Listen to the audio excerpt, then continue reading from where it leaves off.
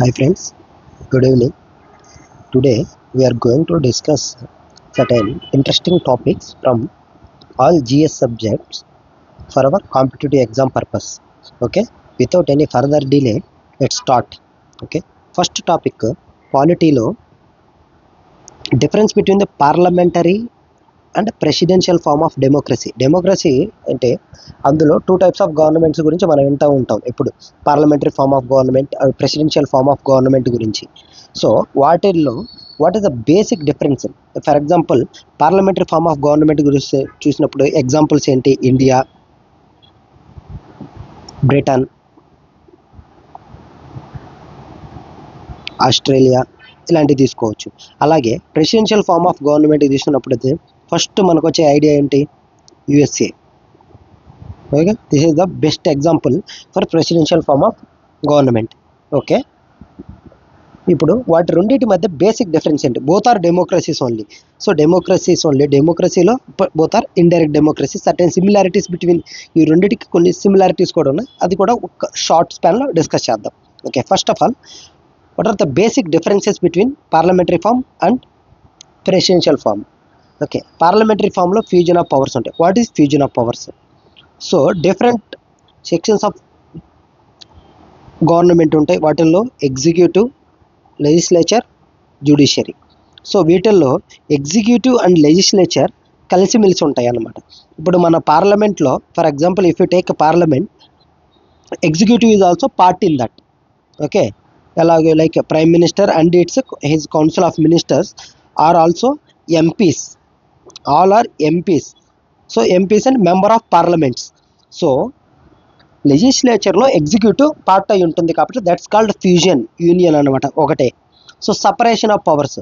So for example if you take USA, Trump have, for example Trump is a president. So is having his own executive. So they are not part of the Congress, not that Indian National Congress, US కాంగ్రెస్లో members కాదనమాట వాళ్ళు.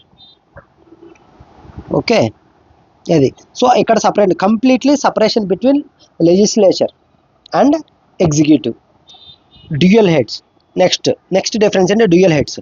మనకి PM ఉంటాడు, president ఉంటాడు. ఇక్కడ single executive. President, PM అతడే, president అతడే, everything will be here. PM ఏంటంటే head of government, president head of దేశాధినేత అంటాం మనం. ఇక్కడ దేశాధినేత అతడే, ప్రభుత్వ అధినేత కూడా ప్రెసిడెన్షియల్ ఫామ్లో ప్రెసిడెంట్ మాత్రమే. Okay, executive is accountable to third. Executive is accountable to అది. ఎగ్జిక్యూటివ్ అనేది లెజిస్లేచర్, శాసనసభకి ఆన్సరబుల్గా ఉంటుంది, జవాబుదారీ ఉంటుంది అంటున్నాడు. ఓకే, చూద్దాం. సో మనకు ఉంటుందిగా అవిశ్వాస తీర్మానం పెడతా ఉంటారు అప్పుడప్పుడు మన సభల్లో. ఇదేంటంటే nothing but keeping executive accountable to legislature అనమాట. అది ఇక్కడ మాత్రం అలాగుండదు. ప్రెసిడెన్షియల్ దాంట్లో executive is not accountable to Congress. కావాలంటే వాళ్ళు ఇంపీచ్ చేయొచ్చు, president can be impeached, but they are not answerable for the house of legislature. అది ద బేసిక్ డిఫరెన్స్. బట్ వీటిల్లో పార్లమెంటరీ ఫామ్కి ప్రెసిడెన్షియల్ ఫామ్కి సమ్ సిమిలారిటీస్ ఉన్నాయి. ఏంటి అంటే బోత్ ఆర్ డెమోక్రసీస్. డెమోక్రసీలో కూడా మన ఇండియన్ ఫార్మ్, యుఎస్ఏ ఫార్మ్ తీసుకున్నట్లయితే example both are indirect democracies.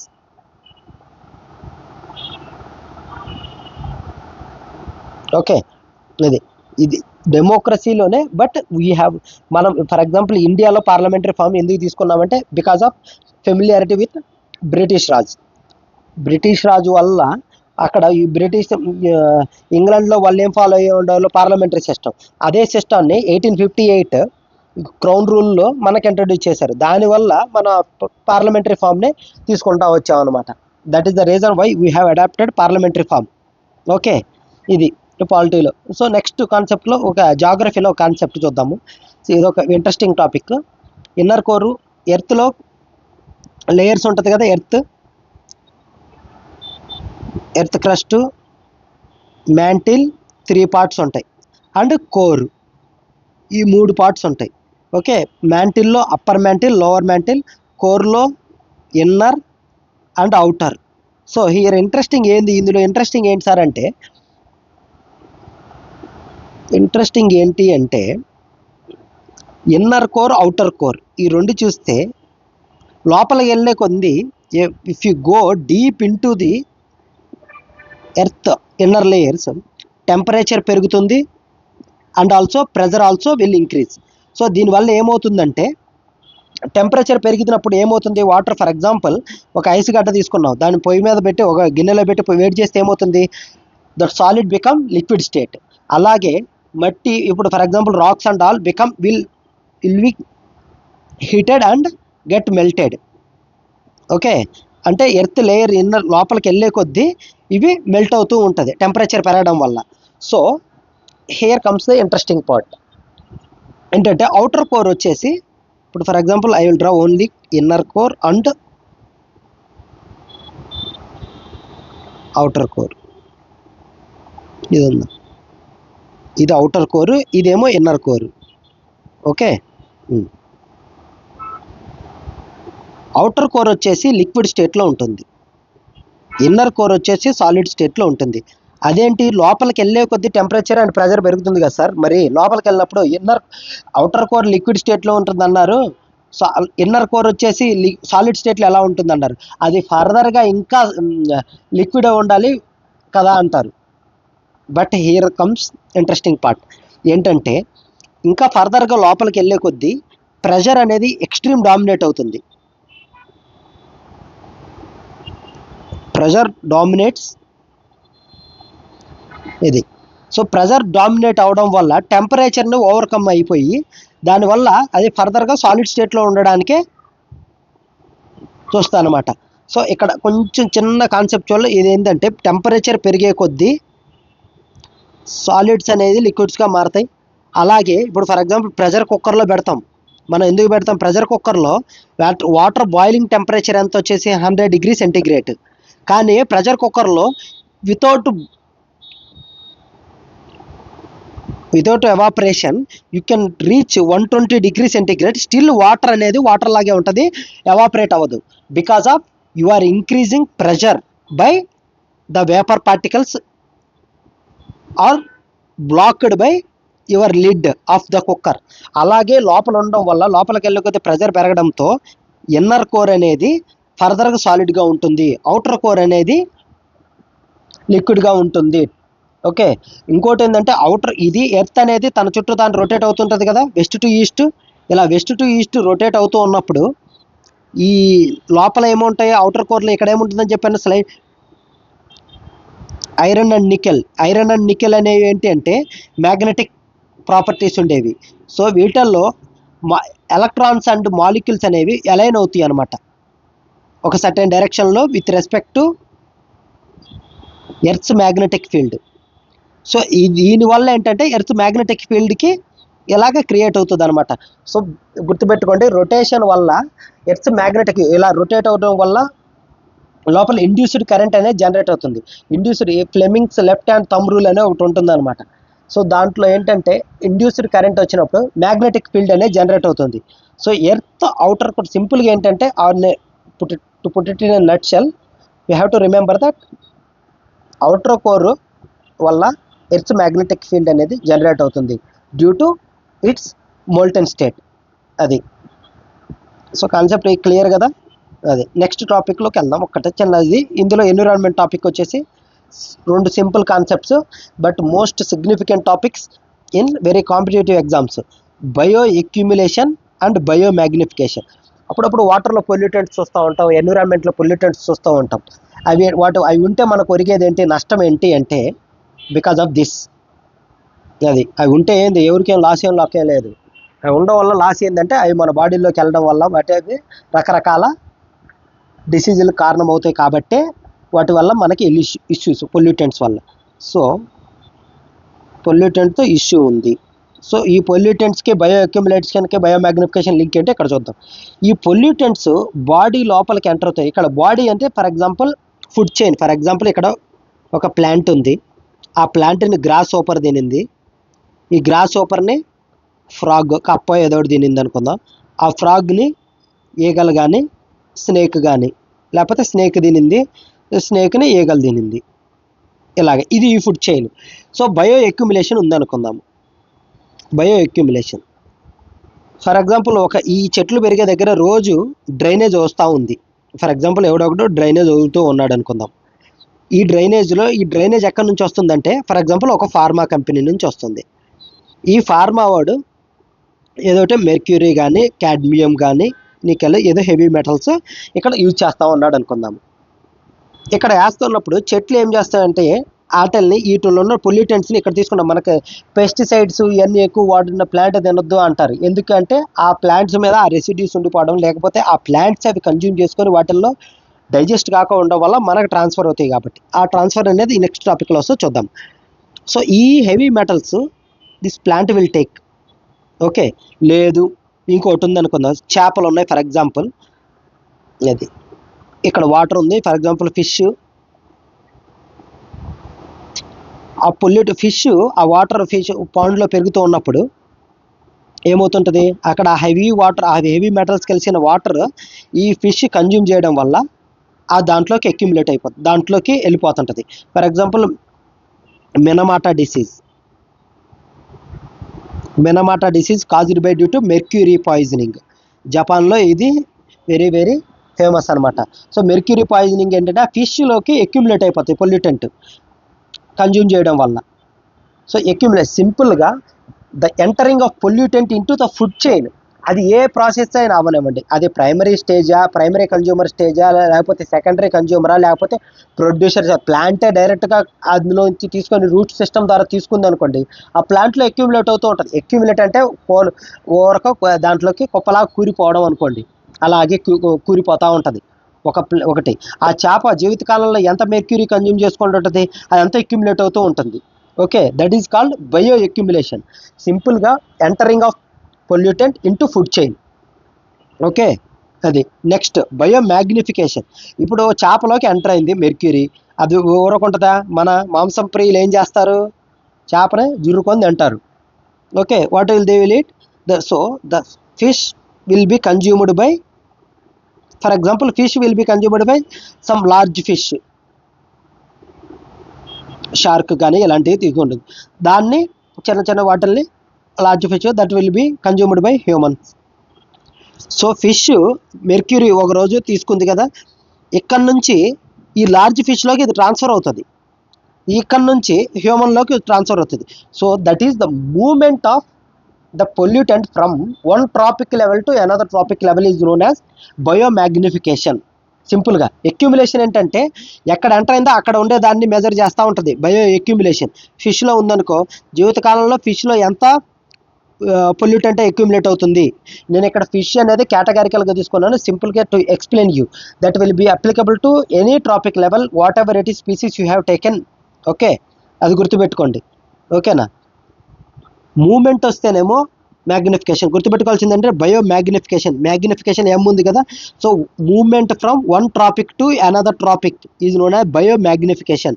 Accumulation అంటే సింగిల్ ట్రాపిక్ లెవెల్లో ఒకే దగ్గర అక్యుములేట్ అవుతూ ఉంటే దాన్ని బయో అక్యుములేషన్ అంటాం. ఇది గుర్తుపెట్టుకోండి. బయో అక్యుములేషన్కి biomagnification very very important topics, you need to remember this. ఓకేనా, next certain terms in economy very బ్రీఫ్గా ఎక్స్ప్లెయిన్ చేద్దాం, వెరీ ఈజీ టర్మ్స్. అప్పుడప్పుడు వింటూ ఉంటాం మొండి బకాయిలు అని అంటూ ఉంటాం.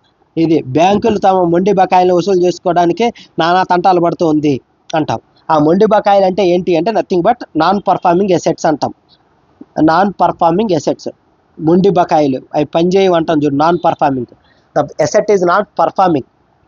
అది అంటే ఇప్పుడు నేను లోన్ తీసుకున్నానండి, లోన్ తీసుకొని వాడు నెల బ్యాంకుకి వడ్డీ కట్టాలి.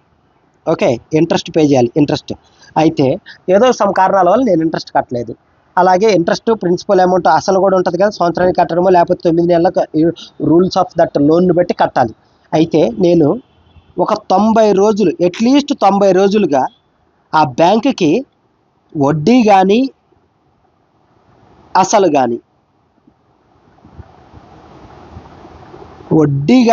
కానీ ఆర్ రెండిట్లో కాదండి, ఆర్ వడ్డీ కానీ అసలు కానీ ఏది కట్టకపోతే దాన్ని నాన్ పర్ఫార్మింగ్ ఎసెట్ అంట. I am my loan become non performing asset to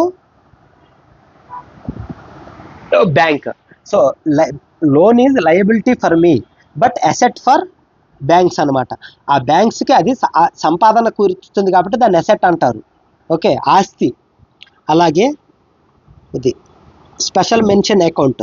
వీటిలో ఏంటంటే categories. Special mention account 1 categories చేశారనమాట ముందుగానే. ఎందుకంటే ఈ మొండి బకాయిలు ఇండియాలో పేరుకుపోవడం వల్ల బ్యాంకింగ్ ఆర్గనైజేషన్స్ ఏం చేసినాయి అంటే, అయ్యా 90 రోజుల దాకా ఆడితే మనం ఆ లాస్ బేర్ చేయలేము, కాబట్టి ఒకవేళ ముందుగానే పసిగడితే వాళ్ళని మనం లోన్ను రికవర్ చేయడానికి కొంచెం ఈజీగా అవ్వచ్చు. అందుకనేసి ఈ టర్మ్స్ వచ్చాయన్నమాట.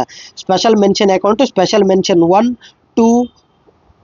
అలాగే స్పెషల్ మెన్షన్ అకౌంట్ 0 అంటే 0 to 30 days లోపల నేను ఇంట్రెస్ట్ కానీ వడ్డీ కానీ కట్టకపోతే నా అకౌంట్ని స్పెషల్ మెన్షన్ అకౌంట్ 0గా పరిగణిస్తారు. అలాగే 30 days దాటిపోయి 60 రోజుల లోపు ఉందనుకో నా loan account special mention account 1గా పరిగణిస్తారు. అదే 60 నుంచి 90 రోజుల లోపు అయితే స్పెషల్ మెన్షన్ అకౌంట్ 2గా పరిగణిస్తారు. 90 రోజులు దాటితే సింపుల్గా నాన్ పర్ఫార్మింగ్ అసెట్స్. బ్యాంక్స్ అనేవి ఇంకా రంగంలో దిగుతాయి అనమాట. ఇక దేనిచండ్రా ఈడ అంతు తేల్చాలని దిగుతాయి అనమాట. అది that is the difference between special mention account and non performing assets. Next concept, interesting concept, forex reserves. Forex reserves ఇది ఒకటి సింపుల్గా చూసేసి తేల్చేద్దాం ఏంటనేది. ఓకే, ఫారెక్స్ రిజర్వ్స్ అంటే నథింగ్ బట్ ఫుల్ ఫామ్ ఏంటంటే foreign exchange reserves. Foreign exchange reserves. Reserve bank అనేది ఈ foreign exchange reserves అనేది వారానికి ఒకసారి రిలీజ్ చేస్తూ కూర్చుంటుంది అనమాట. సో ఈ రిజర్వ్స్ ఫారెన్ ఎక్స్చేంజ్ అంటే మన దేశంలో విదేశీ మారక విలువలు, తెలుగులో విదేశీ మారక విలువలు ఎన్ని రకాలుగా ఉంటాయి అనేది రిజర్వ్ బ్యాంక్ అనేది కేటగిరీ చేసింది. Reserve bank of India head quartered in Mumbai ఇది క్రియేట్ చేస్తారు. దాన్నే కేంద్రీయ బ్యాంక్ అని కూడా అంటాం మనం. 1 విదేశీ కరెన్సీ, ఫారెన్ కరెన్సీ అయితే డాలర్ కానీ, పౌండ్ కానీ, యూరో కానీ, వాట్ ఎవర్ ఇట్ ఈస్, ఎన్ కానీ, ఈ ఫారెన్ కరెన్సీ ఏదైనా కూడా ఫారెన్ కరెన్సీలోకి మనకి ఇది ఒకటి అవుతుంది, ఏ దేశపు కరెన్సీ అయినా సరే. నెక్స్ట్ గోల్డ్, బంగారం కూడా మనకి ఫారెక్స్ రిజర్వ్లో కౌంట్ చేస్తారు. 3 ఎస్డిఆర్, స్పెషల్ డ్రాయింగ్ రైట్స్ అంటారు. అంటే ఇవి నథింగ్ బట్ సింపుల్గా ఐఎంఎఫ్ ఉంది కదా, ఇంటర్నేషనల్ మానిటరీ ఫండ్, అది ఇంటర్నేషనల్ మానిటరీ ఫండ్, అంతర్జాతీయ ద్రవ్యనిధి అంటారు. దీంట్లో స్పెషల్ డ్రాయింగ్ రైట్స్ అనే రిసిప్ట్ లాగా వస్తాయి అనమాట మనకి. స్పెషల్ డ్రాయింగ్ రైట్స్ అంటే సింపుల్గా షేర్స్ అనుకోవచ్చు, but it is not a claim over IMF. నాకు షేర్లోనే కదా ఐఎంఎఫ్లో వాటా కావాలని మనం బాగూడదు. మళ్ళీ అది ఏంటంటే ఒక సిగ్నిఫికెంట్ అనమాట. అవి యూజ్ చేసుకొని ఇప్పుడు మన ఈ దేశం పోయి, బాబు నాకు పలానా ఇన్ని ఎస్డిఆర్స్ ఉన్నాయి అని అమెరికా వాడికి కనుక ఇచ్చిన అనుకో, వాడు పలానా అప్పు తెచ్చుకోవచ్చు. లేదంటే ఇంకొక మల్టీలేటరల్ లెండింగ్ ఏజెన్సీస్ దగ్గరికి వెళ్ళిన, ఫర్ ఎగ్జాంపుల్ షాంఘై ఏమంటారు, న్యూ డెవలప్మెంట్ బ్యాంక్, మన బ్రిక్స్ వాళ్ళు స్థాపించినటువంటి న్యూ డెవలప్మెంట్ బ్యాంక్కి, ఇలాంటి వాటికి AIIB, Asian institute of industrial bank, అటువంటి వాటికి వెళ్ళినప్పుడు మల్టీలేటరల్ లెండింగ్ ఆర్గనైజేషన్ దగ్గరికి ఈ రిసిప్ట్లు ఇచ్చి తాకట్టు అనుకోవచ్చు. సింపుల్గా అవి పెట్టి మనం డబ్బులు తెచ్చుకోవచ్చు సింపుల్గా. అది ఎస్డిఆర్. దాన్ని కూడా ఫారెక్స్ రిజర్వ్లో కన్సిడర్ చేస్తారు. ఇంకొకటి కాకపోతే ఇది ఇష్టానుసారంగా వెళ్ళి మనం తాకట్టు పెట్టి తీసుకోవడానికి రూల్స్ ఒప్పుకోవు. అప్పుడు ఐఎంఎఫ్ అనేది కొంచెం కండిషన్స్ పెడుతుంది.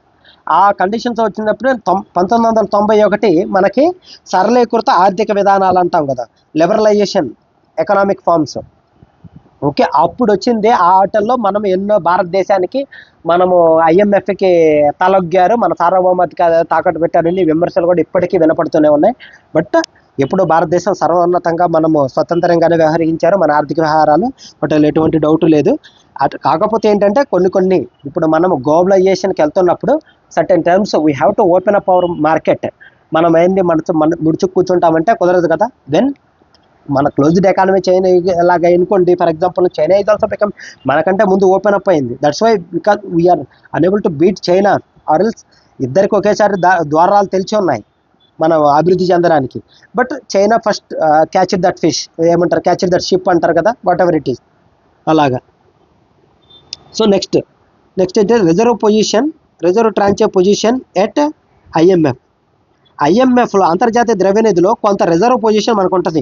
ఎంత అమౌంట్ వరకు మనం ఎప్పుడు కావాలంటే అప్పుడు తీసుకోవచ్చు. ఎటువంటి నిబంధనలకి లోన్ వాళ్ళకి ఒప్పుకోకుండా మనం ఇంత అమౌంట్ అనేది తెచ్చేసుకోవచ్చు. మనకు ఆ రిజర్వ్ పొజిషన్ అనేది ఉంటుంది. ఆ రిజర్వ్ పొజిషన్ దేని మీద డిపెండ్ అయి ఉంటుందో మన కోటా అండ్ ఎస్డిఆర్ మీద డిపెండ్ అయి ఉంటుంది. కాబట్టి ఇది ఏంటంటే ఇది బ్రీఫ్ కాన్సెప్ట్ మీకు చెప్పడం జరుగుతుంది. ఇన్ డెప్త్కి వెళ్ళినప్పుడు మాత్రం ఇంకా మనకు బాగా అర్థమవుతుంది అనమాట. ఓకేనా? అంతవరకు ఇది ఈ సర్టన్ టర్మ్స్ అనేది ఈ ఎకనామిక్ టర్మ్స్లో ఈ 3 అనేది కొంచెం గుర్తుపెట్టుకోండి, ఇంపార్టెంట్ చాలా వరకు. ఓకేనా? Until then bye by.